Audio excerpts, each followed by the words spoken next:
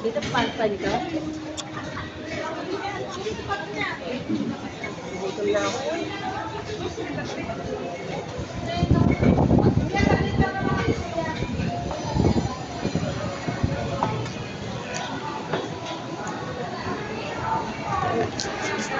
Top.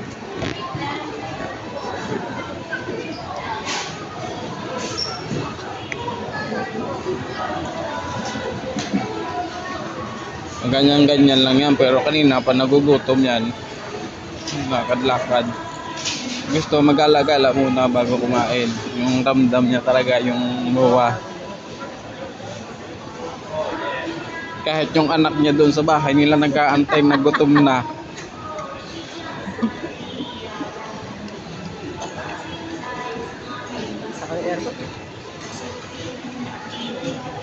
Tingin-tingin lang yan.